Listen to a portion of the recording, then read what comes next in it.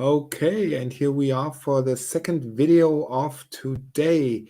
And today we are going to finalize our next chart, our little heat map that we just prepped in the video an hour ago. So welcome to 66 Days of Data using KNIME, where I, Phil Kowalski, a certified KNIME trainer, bring you from zero to hero in data science and KNIME analytics platform, which is, by the way, a free and open source tool you can do in your everyday operations. No matter if you use Excel and want to automate it, if you want to learn about AI or machine learning, KNIME is the tool that you can use to visually, no-code program all your data stuff. With that said, let me have a few announcements. So the first one, you might have guessed it, I'm going to go to the KNIME Fall Summit in Austin, Texas, starting on November 14th. And I will also, as you can see here on this little poster, I will live stream from the KNIME Summit. So if you happen to be there, which I can only recommend, and I share with you why, if you happen to be there, just make sure you say hey and tap me on the shoulder, and maybe you say that you've seen one of my videos, or you tell me how crappy my videos are and that I should put more structure in it, or whatever. Why should you go to the KNIME Fall Summit? Well, basically, besides a great event, which is always very well organized, where you get a lot of inspiration from different people, and where you can connect with people in all walks of data science life, so high expert data scientists or people like me who are also kind of starting out. Well, that's one reason, but the most important reason is the trainings. The trainings are really awesome, and they have all kinds of trainings for all kinds of levels there. No matter if you're starting out or if you're an expert, probably you get direct access to data scientists and the people from KNIME. You can talk to them directly, and you can ask them your questions in these trainings directly. No forum, although it is great. No searching on the internet. You just approach them and ask your question, and they're usually very willing to help. So that's a definite reason to go to the Fall Summit. So if you happen to be there, once again, make sure you step by and say hello. The other thing I just wanted to tell you, and let me just switch back to my screen here. The other thing I wanted to tell you is basically that since this week, I'm a KNIME certified trainer, as you can read here.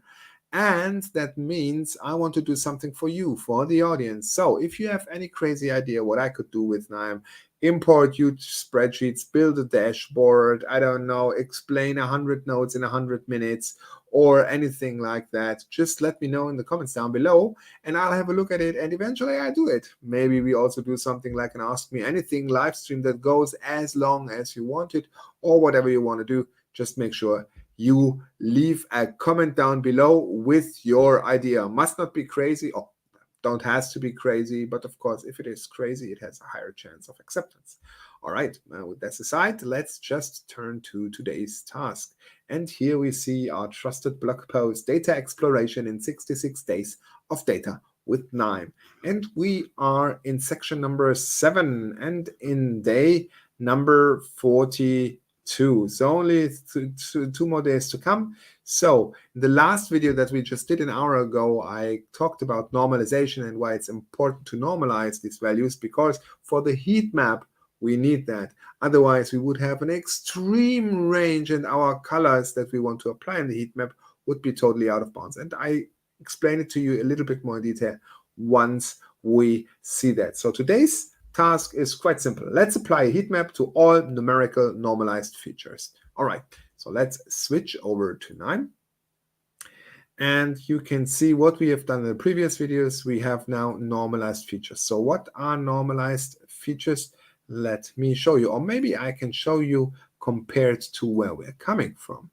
So let's just look at the output here, and let's just focus on one column maybe. You see here, that's the duration of each song in our data set in milliseconds. So 183,000 milliseconds is roughly 3 minutes. 152,000 is roughly 2.5 minutes. But you also see that, for example, here we have values in the loudness that go from -22 to, I don't know, -7. We have values for the speechiness that range somewhere between 0 and, yeah, what is it, 1.8 something maybe between 0 and 2.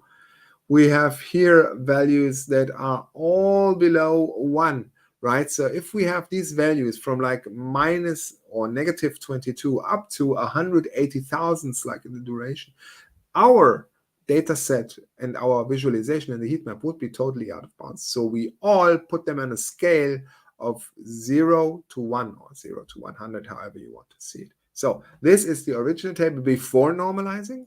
And now have a look at the same table after it has been normalized. So now look, let's increase it a little bit more. Now look at the duration. It does not mean that the duration in milliseconds is just 0.06 milliseconds.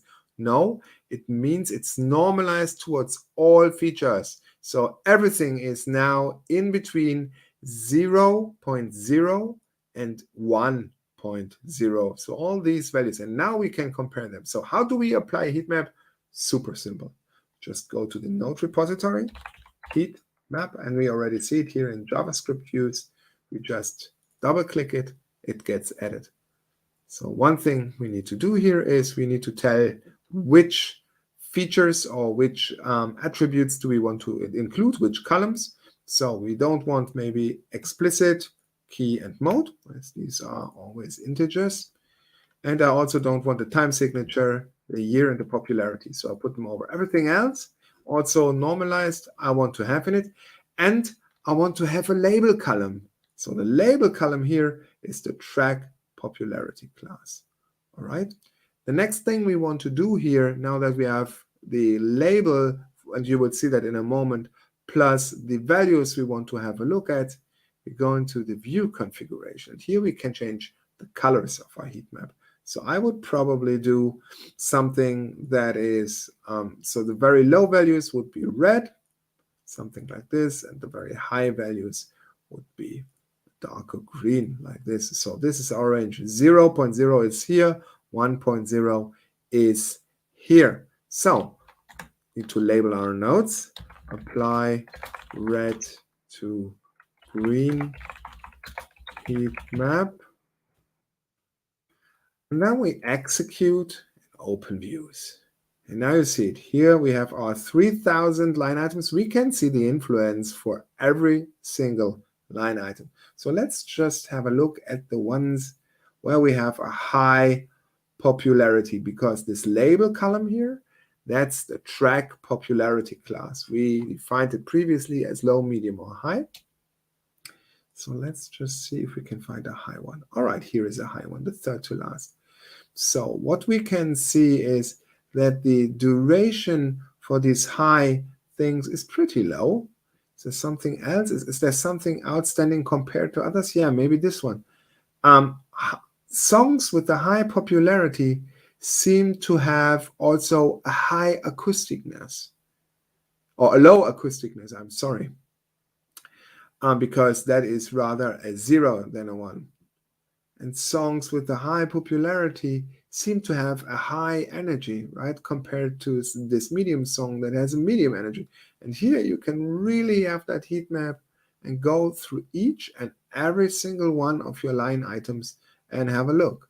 For example, here, look at this. This song has high energy, a low energy, and also low popularity, and it has a low popularity class. So this is basically how you can apply a heat map and have basically all features in comparison to a reference column or a label column, how KNIME has called it.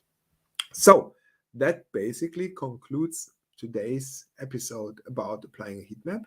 Tomorrow, we will continue our journey in 66 days of data. So please make sure to tune in. See you more tomorrow, and bye-bye.